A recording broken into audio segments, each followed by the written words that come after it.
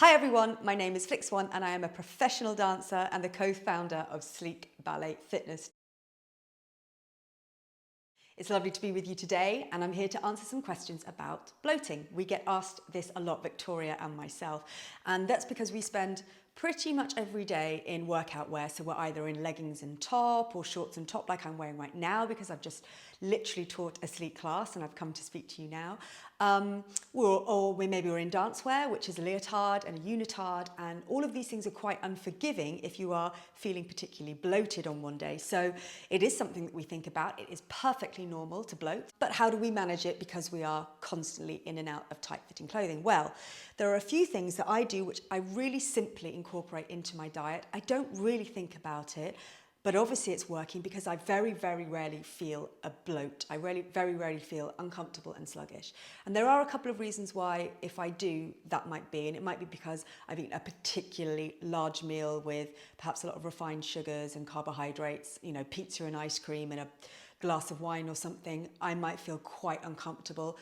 But I know that I've eaten it and I've enjoyed it and it's okay because it will go. So from time to time I do get that feeling, but on a daily basis, depending on where I am in my cycle, of course, I feel really good, and it's very, very rare that I do bloat, and when I do, it doesn't stay for very long. So here are a few of the things. Now, this is going to be quite contradictory because actually one of the things that I eat every day and always raw are onions and garlic. Now, onions can make you bloat a little if you eat a lot of them and very quickly, so I just don't do that.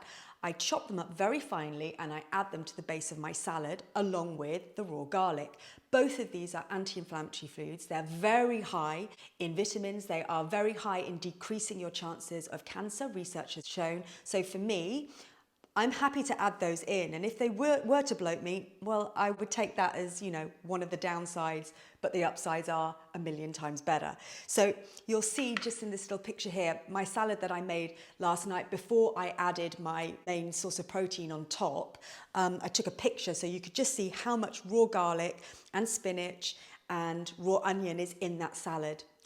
That salad is also dressed with apple cider vinegar. This is a great way to keep your tummy from bloating or help if it is feeling bloated. I add 2 or 3 capsules to my salad every day. I will eat something raw in a salad. As part of my vegetarian diet, I will always include apple cider vinegar. It just goes without saying for me, and it really keeps my digestive system feeling great. One other thing I do is I add olive oil, rapeseed oil, truffle oil, avocado oil.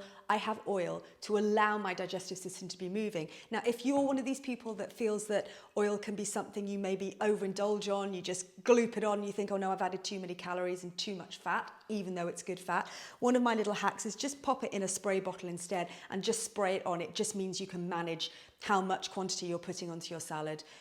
If you're somebody that feels like you might slightly overindulge in that, it just keeps you at bay. When I talk about the onions and garlic, by the way, any onions, red onions, white onions, brown onions, spring onions, which are right now in season here in the UK, I just get those into my salad and I love the taste, simple as that. While we're still on de-bloating foods, little bit of pineapple on a daily basis keeps the bloat away. It's got great enzymes in there that break down the gas and the water that are in our lower intestine, which causes that bloating feeling. You can also mix in celery with it. I just find celery boring, but lots of people don't. So pineapple and celery, maybe the pineapple helps the celery. Me personally, I probably should do that, but otherwise I'll just have my pineapple.